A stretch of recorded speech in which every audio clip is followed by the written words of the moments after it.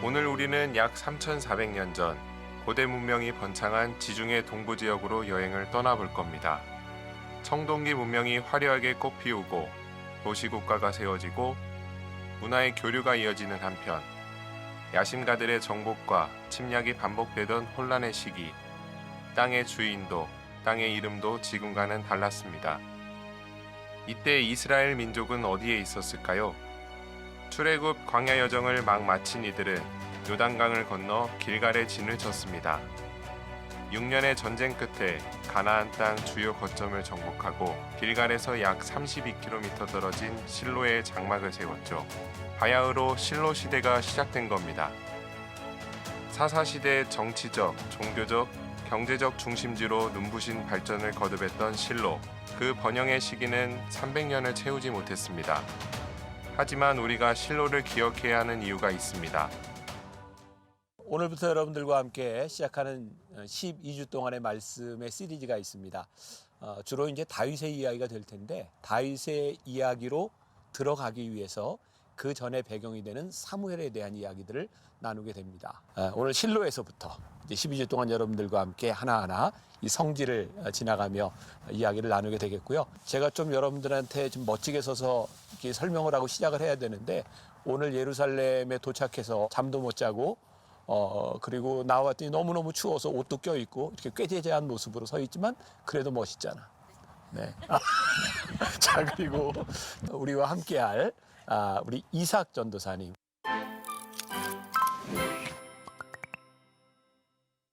내가 알고 있는 건 상식 수준에서는 예루살렘이 이스라엘의 수도가 되기 이전에는 가장 중요한 종교적인 중심지가 아니었나 이런 생각이 드는데 지금 여러분들이 오신 이 키르벳 세일론이라고 하는 이제 고대의 실로입니다. 성서 시대의 실로는 에브라임 지파의 바로 중앙에 위치한 장소가 되겠습니다.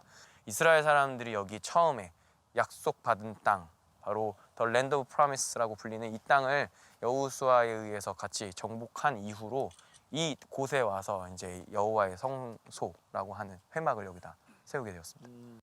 오늘 이 실로를 중심으로 해서 밑에 에베네셀, 그 다음에 이렇게 베델, 라마 그런 정도의 지리를 좀 안다고 하면 그 사무엘 상하를 중심으로 한 또 이제 구약 시대 그런 그 말씀들을 이해하는데 상당히 도움이 될 것 같아요. 네네. 안쪽으로 가시면 이제 그런 장소들을 쭉 보실 수 있을 겁니다. 난 이번에 설교 준비하면서 상당히 내가 이렇게 흥미롭게 보았던 것 중에 하나가 이렇게 늘 장소를 보면서 느꼈던 거예요. 성경을 쭉 읽다 보니까 동일한 장소에 참 다른 사건들. 나는 이 실로를 보면서도 엘리 제사장이 제사장이었지만 결국 그 아들들을 잘 다스리지 못하고 에베네셀 전투에서 아들이 죽었다는 얘기를 듣고 여기서 죽거든요. 근데 엘리 제사장도 하나님께 이렇게 약속을 받았던 사람인데 끝까지 그걸 가지 못한다고. 그런데 요 실로에서 한나가 하나님의 음성을 듣고 응답을 받고 여기서 사무엘이 하나님의 음성을 들은 장소이기도 하고 그러니까 성경에 보니까 그런 모습들이 참 많더라고. 누구에게는 영광의 장소이고 누구에게는 축복의 장소이고 누구에게는 쓰임받는 불림의 장소이고 누구에게는 버림받는 장소이고 그래서 난 이번에 그 사무엘 상하 그다음에 이제 다윗의 이야기를 묵상하면서 상당히 성경을 내가 굉장히 재밌게 봤어요. 장소의 의미. 우리가 이번 이제 성주 순례하면서도 그런 장소들의 이야기들, 사건들을 바라보면 우리가 얻을 수 있는 교훈이 상당히 많을 것 같아요. 이스라엘의 첫 수도이자 성막이 세워진 곳. 그러나 엘리 제사장과 그의 두 아들 홈니와 비느하스의 죄악으로 무너진 곳. 하나님께 드려졌으나 다시 버려진 곳 실로로 지금 떠납니다.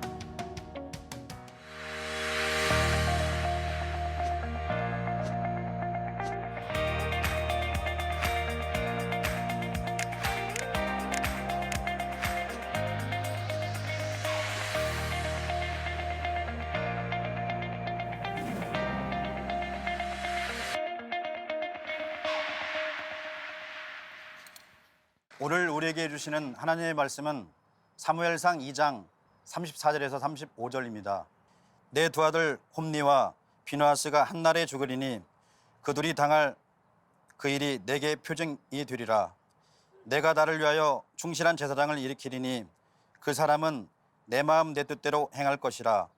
내가 그를 위하여 견고한 집을 세우리니 그가 나의 기름 부음을 받은 자 앞에서 영구히 행하리라. 아멘. 자, 이제 오늘부터 여러분들과 함께 12주 말씀을 나누게 되는데, 여러분들에게 조금 권면하고 싶은 것은 이 12주 동안 말씀 속에 이렇게 한번 잘 들어갔으면 좋겠어요. 사무엘 상하 중심으로. 그리고 내일부터는 드라마 성경을 여러분들이 함께 이제 통독하게 되는데, 여러분들이 한번 잘 따라오시고 말씀을 좀 미리 읽어 오셔야 될 것 같습니다. 제가 이번 설교 시리즈는 다른 설교하고는 조금 다르게 제가 성경 말씀을 중심으로 이렇게 쭉 풀어가기 때문에 여러분들이 중간에 잠깐 놓치면 따라오기도 쉽지 않고 명칭이 낯설기도 하지만 요 12주를 여러분들이 잘 공부하시면 앞으로 성경을 이해하는데 굉장히 도움이 많이 될 수 있습니다. 자, 따라올 준비가 되셨습니까? 예, 정신을 잘 차리고 여러분들이 따라오시면 되고요. 그리고 매주 또 이제 반복되는 것들이 많기 때문에 오늘 말씀을 들으면서 너무 어렵다 이렇게 포기하는 일이 없이 같이 잘 따라오면 되겠습니다. 오늘 말씀의 주제가 되는 지명은 어디였죠? 네, 어디였죠? 네, 실로입니다. 자, 오늘 여러분들의 머릿속에는 실로라고 하는 것이 딱 들어가 있으면 되고요. 오늘 말씀의 주제는 하나님께 드려진 자와 하나님께 버려진 자, 이런 제목으로 말씀을 나누려고 합니다. 몇 달 전입니다. 3월에 우리 팀들과 함께 성지순례를 하면서 이곳저곳을 다니게 되었고, 이번에는 특별히 고고학을 전공한 분들을 통해서 설명을 듣게 되었습니다. 특별히 실로에 이르렀을 때 첫 번째 장소였는데, 고고학자들에게는 이 실로라고 하는 장소가 굉장히 설명하기 어려운 미스테리한 장소였다고 합니다. 고대 실로로 들어가는 입구에 들어가는데 보면 엘리의 무덤이라고 하는 편말이 있습니다. 엘리 제사장과 연관이 있는 거죠. 그리고 여러분들이 영상을 통해 보셨지만 실로에 가서 보니까 완전히 폐허가 되어 있고 어떤 고고학적인 혹은 건물들 이런 유적들이 거의 남아있지 않는 곳이었습니다. 자, 엘리의 무덤과 연관돼서 이제 다음 주 그 다음 주에도 계속 나올 이야기인데, 사무엘상 4장에 보면 에벤네셀 전투가 나옵니다. 여러분들이 또 배우게 될 거예요. 에벤네셀 전투는 이스라엘 백성들이 블레셋과의 전투를 하는데 거기에서 대패합니다. 그리고 거기에서 초대왕이었던 사울이 죽고요, 엘리 제사장의 아들이었던 홈니와 비느하스가 그곳에서 죽습니다. 그리고 그들이 패했다는, 사울 왕이 죽고 아들이 죽었다는 이야기를 바로 실로의 제사장이었던 엘리가 듣습니다. 의자에 앉아서 듣다가 비둔하여진 그의 몸으로 인하여 뒤로 넘어져서 죽습니다. 엘리가 죽었던 장소, 엘리의 무덤이 있는 장소이기도 합니다. 그렇게 엘리가 죽었다는 소식과 홈니와 비느하스, 엘리의 아들이 죽었다는 소식이 또 누구에게 전해지냐면 엘리의 며느리, 엘리 제사장의 아들 비느하스의 며느리에게 이 소식이 전해집니다. 그때 며느리는 만삭이었는데 그 소리를 듣고 충격을 받아서 아이를 낳는 그 고통 가운데서 해산을 하고 죽습니다. 아이를 낳았는데 아들을 낳았어요. 사람들이 이렇게 위로합니다. 아들을 낳았다. 그런데 이 여인은 아들을 낳았을지라도 이미 이 가정에 이곳에 하나님의 영광이 떠났다. 이가봇이라고 이름을 짓고 죽습니다. 실로라고 하는 이 도시는 이스라엘 백성들이 출애굽해서 가나안 땅으로 들어갔을 때 첫 번째 정치 종교의 중심지였습니다. 거기에는 하나님의 법궤가 있던 곳이었습니다. 그런데 이 실로라고 하는 지명이 이렇게 멸망을 전쟁에서 패하고 난 이후에 성경에 거의 등장하지 않습니다. 사무엘 상하와 한참 떨어져서 예레미야서에 가서 이 실로라고 하는 지명이 등장하는데요, 예레미야 7장 12절과 26장 6절을 한번 보겠습니다. 자, 예레미야 7장 12절 같이 봅니다. 시작. 너희는 내가 처음으로 내 이름을 둔 처소 실로에 가서 내 백성 이스라엘의 악에 대하여 내가 어떻게 행하였는가를 보라. 자, 처음 내 이름을 둔 처소, 그게 법궤가 있었던 장소라는 얘기예요. 예레미야 26장 6절로 가봅니다. 같이 시작. 내가 이 성전을 실로같이 되게 하고 이 성을 세계 모든 민족의 저주거리가 되게 하리라 하셨느니라. 예레미야가 예언을 하던 당시에 이스라엘 백성들이 얼마나 죄를 짓고 패역했는지, 그런데 그들은 예루살렘 성전을 보면서 이 성전은 멸망하지 않을 거야 라고 하는 그런 근거 없는 자신감을 가지고 있었어요. 그때 예레미야가 이야기합니다. 실로가 역사 가운데 사라졌던 것처럼 너희의 나라, 이 성이 사라질지도 모른다 라고 말을 할 때 실로라고 하는 도시가 등장합니다. 3500년 전 그 실로는 청동기 시대 문화가 있던 곳인데요, 실로가 멸망하고 난 이후에 고고학자들에 의하면 철기 문명이 그곳에서 하나도 나오지 않습니다. 그 이야기는 실로가 사라진 도시가 되었다는 이야기입니다. 이 실로가 우리들에게 주는 교훈이 있습니다. 오늘 여러분들과 나누려고 하는 말씀인데, 이 실로라고 하는 도시에서 이스라엘의 대제사장이었던 엘리가 버림을 받습니다. 그런데 동일한 장소 그 실로에서 가장 위대한 제사장으로 일컬어지는 사무엘이 거기에서 쓰임을 받게 됩니다. 그런 의문이 듭니다. 저에게는 이 역사 가운데 보면 누군가는 쓰임받는 사람이 생기고 누군가는 버림받는 사람이 생깁니다. 그리고 2000년의 교회 역사 가운데도 보면 어떤 교회는 쓰임받기도 하고 어떤 교회는 버림받기도 합니다. 그리고 대부분의 교회는 지속적으로 하나님 앞에 쓰임받는 것이 아니라 어느 정도의 시간이 지나가면 그 사명이 끝나는 것도 보게 됩니다. 도대체 이런 이유는 무엇일까? 오늘 이런 의문을 가지고 이 실로에 대하여 말씀을 나누려고 합니다. 자, 여러분들의 신앙생활을 좀 오래 한 분들이라면 너무나 당연하게 생각하는 것이 하나 있습니다. 엘리 제사장에 대한 굉장히 부정적인 이미지입니다. 엘리 제사장은 제사장될 만한 자격이 없는 사람, 그의 가정이 이렇게 멸망을 했어도 마땅하다고 생각하는 그런 생각들을 우리들이 가지고 있습니다. 그런데 조금만 더 생각해 보면 엘리는 그렇게 막대 먹은 사람은 아니었던 것 같습니다. 또 엘리 제사장의 가문만 그렇게 끝난 것이 아니라 가장 위대한 제사장으로 일컬어지는 사무엘도 동일한 마지막을 가지고 있습니다. 사무엘상 8장 3절에 가서 보면 그의 아들들이 자기 아버지의 행위를 따르지 아니하고 이익을 따라 뇌물을 받고 판결을 굽게 하니라. 여러분, 사무엘 굉장히 위대한 사람인데요, 그가 늙어서 그의 아들들을 이스라엘의 사사로 재판관으로 삼았는데 사람들이 와서 하는 이야기가 아니라 당신의 아들들이 잘못됐습니다. 그러니 우리들에게 왕을 세워주십시오. 그래서 이스라엘의 초대 왕 사울이 세워지게 되는 계기가 됩니다.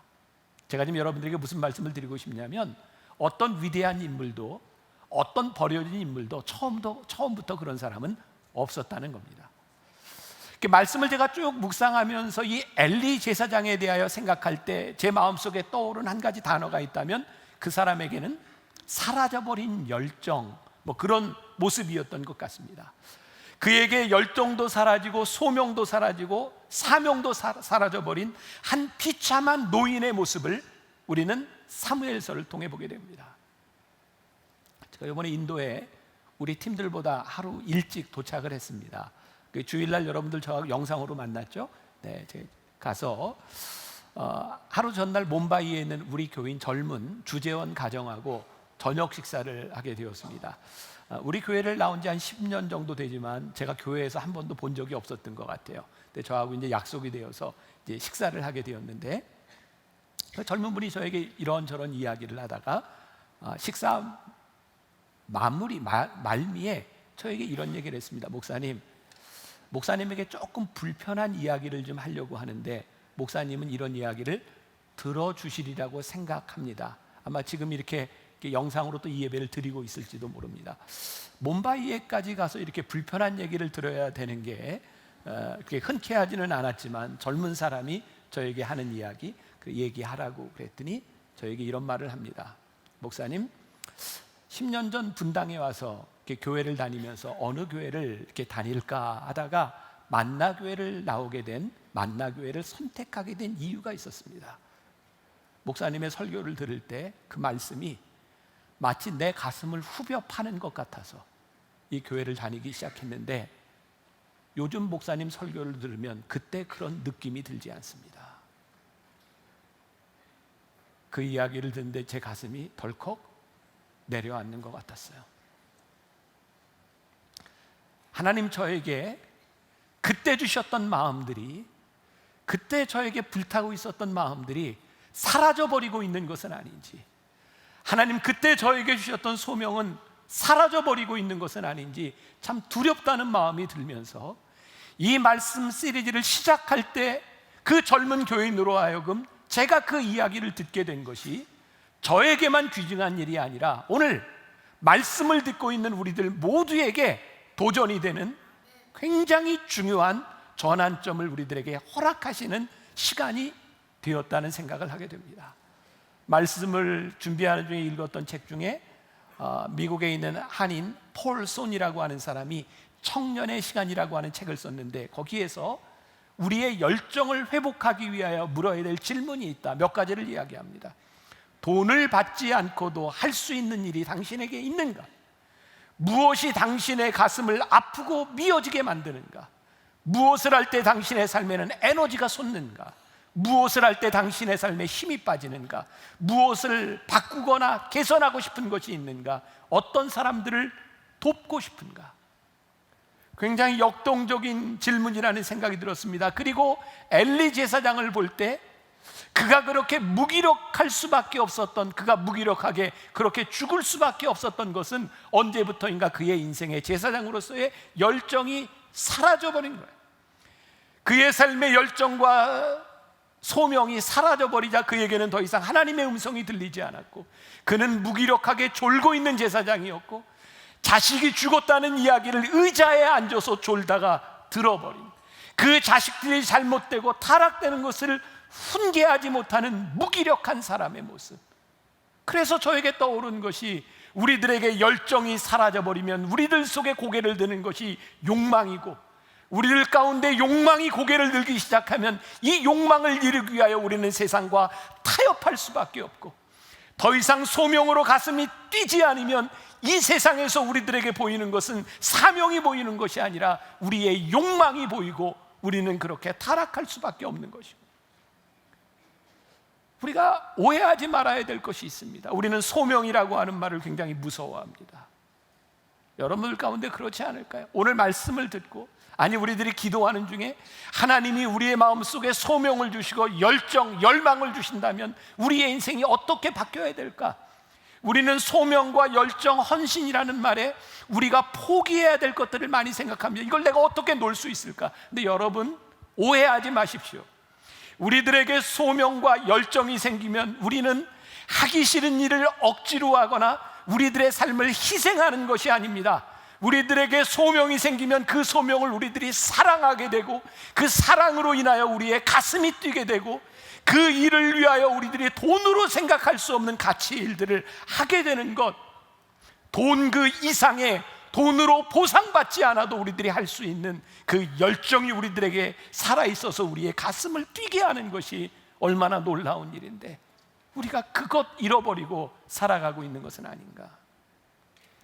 실로라고 하는 도시, 사진에 보면 예루살렘에서 북쪽으로 한 32km쯤 떨어진 곳이 실로입니다. 동그라미로 보이시죠? 처음에 저 실로에 법궤가 있었고 이제 그 법궤는 나중에 예루살렘으로 돌아오게 됩니다. 저곳에서, 그리고 이스라엘 백성들이 출애굽해서 가나안 땅으로 오는 가운데 하나님께서는 이스라엘 백성들에게 참 많은 약속을 하셨습니다. 저에게만 이런 의문이 드는 걸까요? 성경에 있는 많은 약속들이 다 이루어지지 않았습니다. 하나님, 어떻게 그렇게 화려한 약속들이, 당신의 백성들에게 약속했던 그 축복들이 그렇게 이루어지지 않을 수 있습니까? 이렇게 말씀을 묵상하고 생각하다 보면 저에게 그런 답이 나오는 거죠. 하나님이 우리들에게 약속하신 것과 그 약속을 성취하는 것은 다른 차원의 문제다. 하나님은 우리들에게 약속하시지만 그 약속이 나에게서 성취되고 그 약속이 이루어지기 위하여 우리들이 감당해야 되는 몫이 있다. 하나님의 약속과 우리들의 삶이 어떻게 만나느냐에 대한 문제죠. 사무엘상 2장 30절 말씀에 보니 아주 중요한 말씀이 나오고 있어요.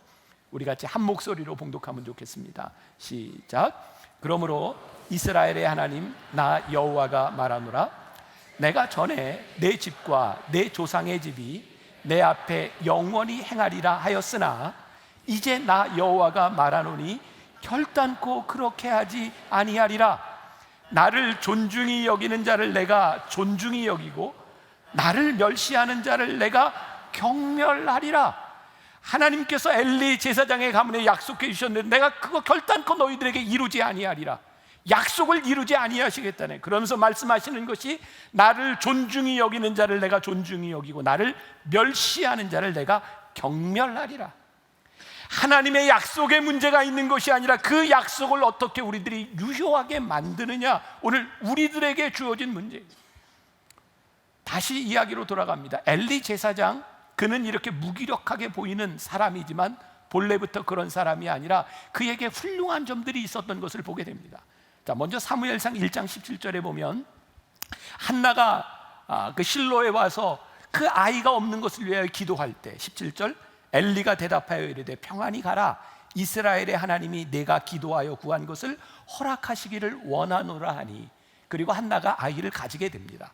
그리고 2장 20절과 21절 엘리가 엘가나와 그의 아내에게 축복하여 이르되 여호와께서 이 여인으로 말미암아 내게 다른 후사를 주사 이가 여호와께 간구하여 얻어 바친 아들을 대신하게 하기를 원하노라 하였더니 그들이 자기 집으로 돌아가며 여호와께서 한나를 돌보시사 그로 하여금 임신하여 세 아들과 두 딸을 낳게 하셨고 아이 사무엘은 여호와 앞에 자라니라. 이게 무슨 얘기냐면 한나의 기도에 대해서 축복을 했을 뿐만 아니라 그 아들을 이렇게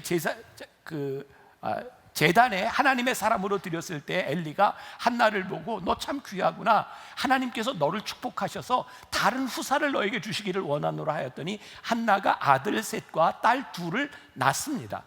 그러니까 엘리는요 한나를 바라보면서 축복했고 또 그 축복한 일들이 이루어지는 제사장으로의 모습을 여전히 보여주고 있고, 엘리가 그의 자녀들로 인하여 하나님께 저주를 받는 장면이 나오는데요, 그 저주가 사무엘이 그 제사장에서 하나님의 음성을 듣고 그것을 그대로 엘리에게 이야기해 줍니다. 그 내용 사무엘상 3장 13절과 14절.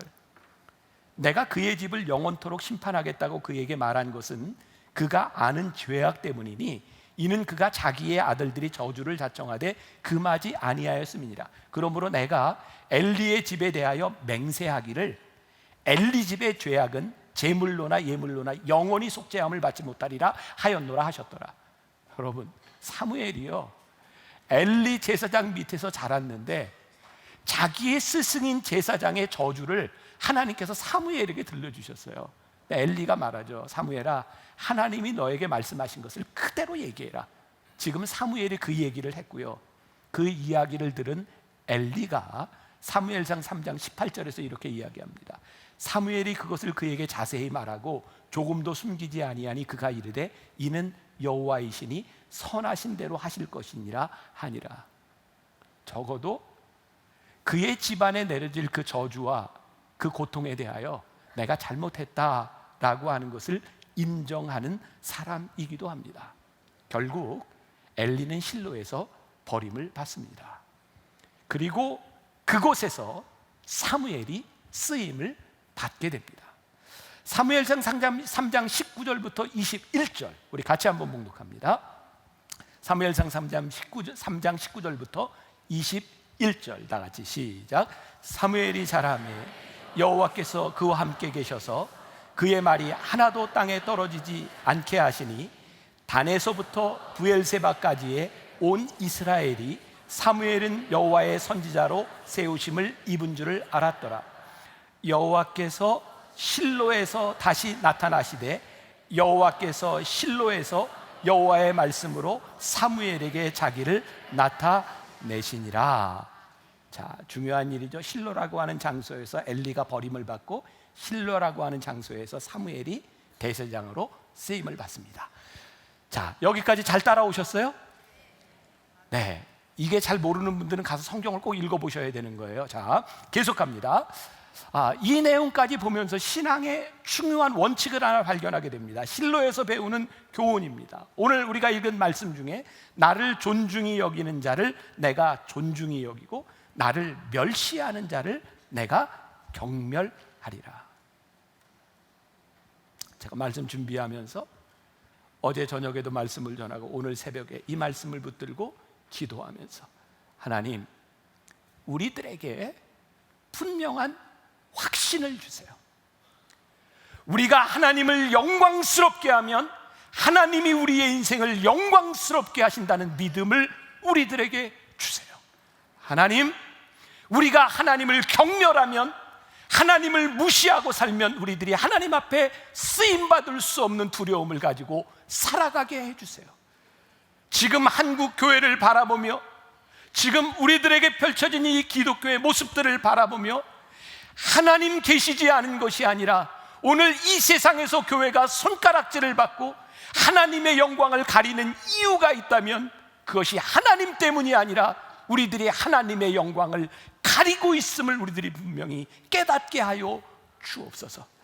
하나님께 영광을 돌리는 삶을 살아가든지 그렇지 않든지, 하나님을 멸시하든지 그렇지 않든지, 하나님의 약속에 대하여 우리들이 어떻게 살아가야 될 책임이 있는 것을 우리들이 깨닫게 하여 주옵시고, 우리가 이 확신을 가지고 말씀을 가지고 나아가게 하여 주옵소서. 우리는 12주 동안 이 분명한 확신 가운데서 이 말씀을 나누게 될 거예요. 자, 오늘 말씀 중에 중요한 단어, 하나님을 멸시한 결과 이가봇에 대한 이야기를 여러분들과 합니다. 다시 이야기합니다. 나를 존중하는 자를 내가 존중히 여기고 나를 멸시하는 자를 내가 경멸하리라 하셨는데 하나님의 영광이 이스라엘에서 떠나갔어요. 어떤 죄를 지었길래, 엘리의 아들 홈니와 비느하스가 어떠했길래, 사무엘상 2장 12절 이하의 말씀을 우리들이 같이 봅니다. 한 절씩 교독하겠습니다. 제가 먼저 봅니다. 엘리의 아들들은 행실이 나빠 여호와를 알지 못하더라.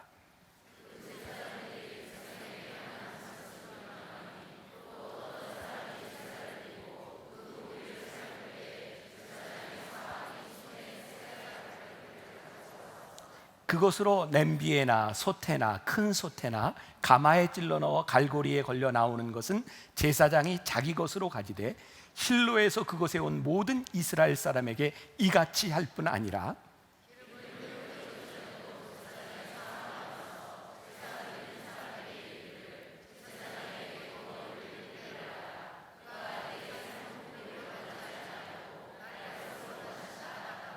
그 사람이 이르기를 반드시 먼저 기름을 태운 후에 내 마음에 원하는 대로 가지라 하면 그가 말하기를 아니라 지금 내게 내라, 그렇지 아니하면 내가 억지로 빼앗으리라 하였으니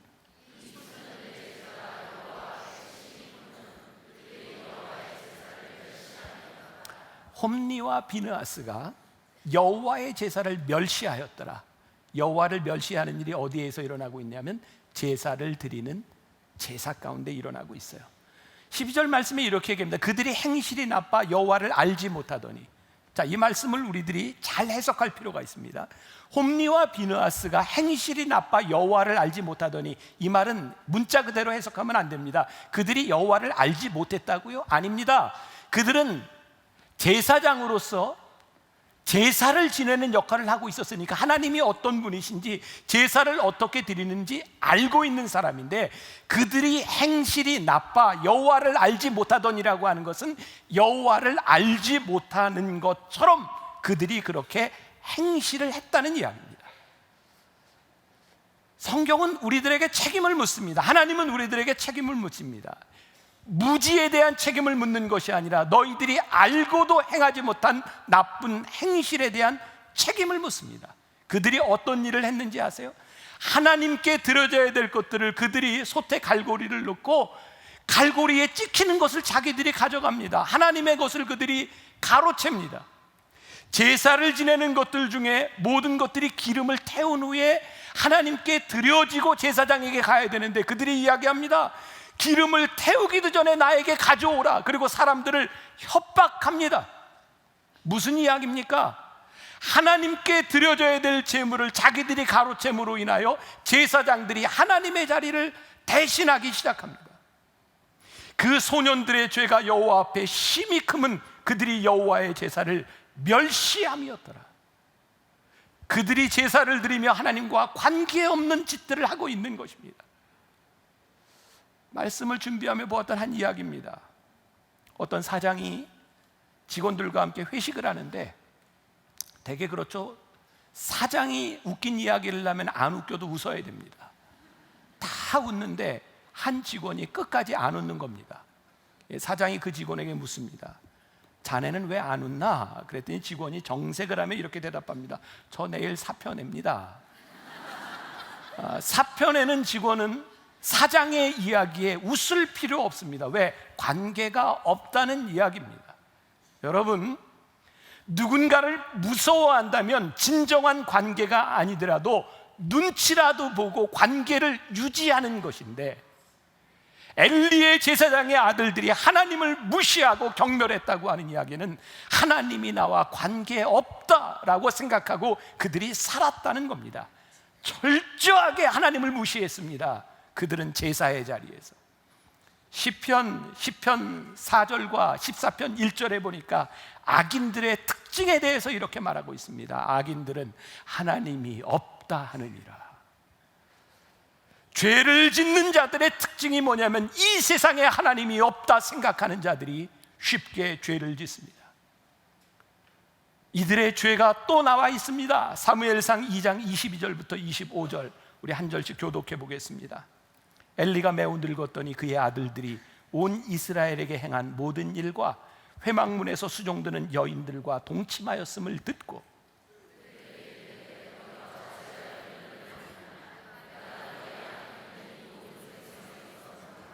내 아들들아 그리하지 말라. 내게 들리는 소문이 좋지 아니하니라. 너희가 여호와의 백성으로 범죄하게 하는도다.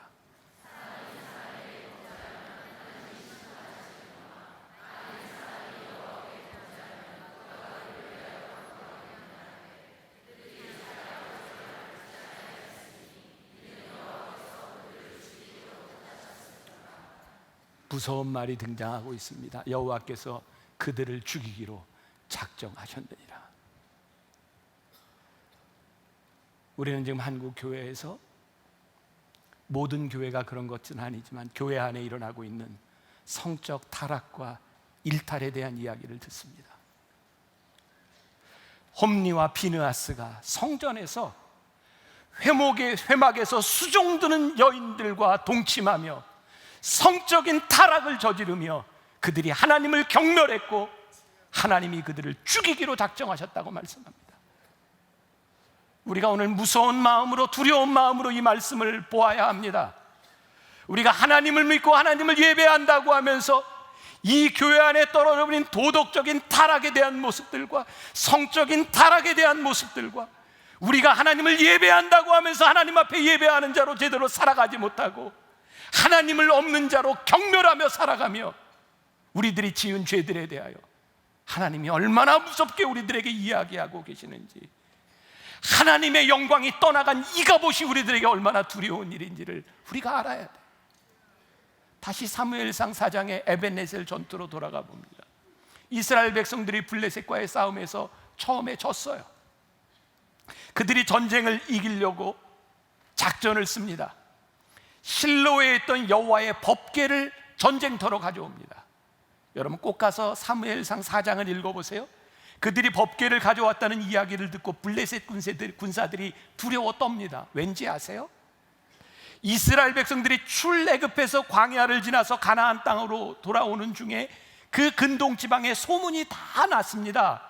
여호와의 법궤를 앞세우고 이스라엘 백성들이 어떻게 전쟁에 승리했는지, 그들이 힘으로 승리한 것이 아니라 하나님이 그들을 도우셨다고 하는 소문들이 다 나 있었어요. 블레셋 사람들이 그 이야기를 듣고 법궤가 왔다는 것을 듣고 두려워했고요. 이스라엘 백성들은 처음 전투에 피했지만 하나님의 법궤가 그들에게 왔다는 이야기를 듣고 흥분합니다. 기대를 가지고 있었습니다. 그런데 그 전쟁에서 철저하게 깨어집니다. 사울왕이 거기서 죽었고요. 엘리 제사장의 아들 홈니와 비느하스가 거기에서 죽었고요. 수만 명이 도륙을 당했고 하나님의 법궤를 블레셋 사람들에게 빼앗깁니다. 이것이 우리들에게 무엇을 이야기하는 줄 아세요? 하나님의 영광이 떠나간 법궤는 아무런 능력도 존재하지 않는 겁니다. 하나님의 법궤는 하나님의 능력과 하나님의 거룩하심이 살아있을 때 하나님의 능력이 드러나는 것이지, 오늘 이 전쟁을 통해서 우리들에게 무엇을 말씀하신지 아십니까? 하나님은 형식이 아니시다, 하나님은 의식이 아니시다, 하나님은 제도가 아니시다는 것을 우리들에게 말씀하고 계세요. 우리가 오늘 예배드리는 이 형식 가운데 하나님이 계신 것이 아니라 하나님은 영이시고 하나님은 인격적이시기 때문에 오늘 우리와의 관계 속에서 우리들이 하나님을 두려워하고 하나님을 영화롭게 하지 아니하면 하나님의 영광이 떠나버린 교회는, 하나님이 떠나버린 그 어떤 곳에도 하나님의 영광은 존재하지 않습니다. 사무엘상 4장 21절과 22절 이르기를 영광이 이스라엘에서 떠났다 하고 아이 이름을 이가봇이라 하였으니 하나님의 괴가 빼앗겼고 그의 시아버지와 남편이 죽었기 때문이며, 또 이르기를 하나님의 괴를 빼앗겼으므로 영광이 이스라엘에서 떠났다 하였더라. 하나님의 영광이 떠나면 용도 폐기됩니다. 사랑하는 여러분, 두려움으로 보십시오. 하나님의 영광이 떠나면 더 이상 하나님이 우리를 쓰시지 못합니다. 지난 근대사를 지나오며 이곳저곳에서 기도하며 나라와 민족을 위해 기도했던 한국 교회가 더 이상 하나님 앞에 쓰임받지 못하는 것은 하나님의 약속이 끝난 것이 아니라 하나님의 영광이 떠난 교회에 하나님의 능력이 없기 때문입니다. 다시 이야기합니다. 하나님의 영광은 회복되어야 합니다. 하나님 앞에서 우리들이 소명을 회복해야 합니다. 하나님 앞에서 우리들의 가슴이 뛰는 하나님, 이 세상의 가치와 돈과 명예가 아니라 하나님, 우리들과 이 나라와 이 민족과 우리의 가정에 주신 그 소명으로 인하여 우리의 가슴이 다시 뛰게 하여 주옵시고, 이 세상의 죄악과 타락에서부터 다시 한번 건강하게 세워지게 하여 주옵시고, 이 나라와 이 민족과 이 사회를 변화시키고 이끌어갈 수 있는 하나님의 영광이 우리를 통해 나타나게 하여 주옵소서. 이 일로 저와 여러분들의 가슴이 뛰기를 간절히 소원합니다. 이 만나 교회가 이 세상에서 버려지는 수치를 당하는 것이 아니라 하나님께서 이곳에 있는 여러분들을 통하여 일하시는 하나님의 영광이 여러분들의 삶에 나타나시기를 주님의 이름으로 간절히 축원합니다. 우리 함께 찬양하겠습니다. 여호와께 돌아가자. 우리의 믿음으로 고백하며 찬양하겠습니다.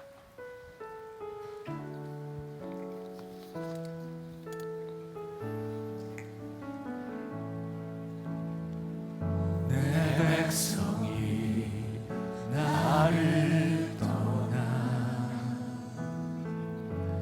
돌아서지만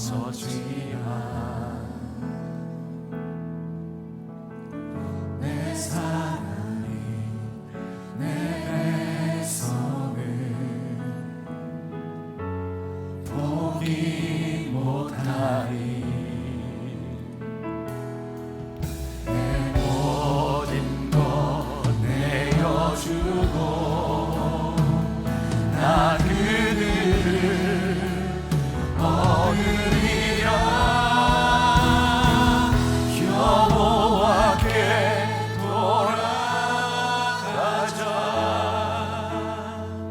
우린 돌아서도 그는 변치 않네. 여호와께 돌아가자. 우린 넘어져도 그 사랑 영원하네. 내 백성이 나를 떠나 내 백성이 나를 떠나 돌아섰지만 하나님을 떠나간 우리의 마음을 보게 하소서. 내 사랑 하나님 앞에 범죄한 우리들의 모습을 주님 다시 하나님의 영광 우리 가운데 봅니다. 아버지, 하나님 앞에 우리의 인격이 세워지고 우리의 삶이 세워지고 이 땅이 하나님 앞에 올바로 세워지기를 간절히 소원합니다. 주님, 우리를 포기할 수 없어서 우리들에게 돌아오라. 주님, 우리가 주 앞에 돌아가게 아버지 하나님, 하나님의 말씀 앞에 세워지게 하여 주님, 회복의 역사가 우리의 가정, 이 나라와 이 민족 가운데 일어나기를 간절히 소원합니다. 아버지 하나님, 하나님의 사랑, 주님, 우리를 이렇게 세우시며 우리들에게 말씀하시고 주님, 우리가 붙들기를 소원합니다. 사랑을 오래 참고 다시 내어주네. 서로 사랑할 때 세상을 주보내. 사랑이 절대 지지 않네. 여호와께 돌아가자. 우린 돌아서도 그는 변치 않네. 여호와께 돌아가자. 우린 넘어져도 그 사랑 영원하네. 사랑이 우리 함께 일어나 찬양하겠습니다. 참고 자신을 내어주네. 서로 사랑할 때 세상을 주보내. 사랑은 절대 지지 않네. 여호와께 돌아가자. 우린 돌아서도 그는 변치 않네. 여호와께 돌아가자. 우린 넘어져도 그 사랑 영원하네.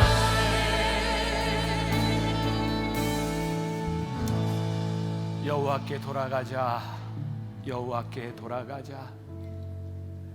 하나님, 어쩌다 보니 우리가 살고 있는 이 땅이 이가봇이 되었습니다.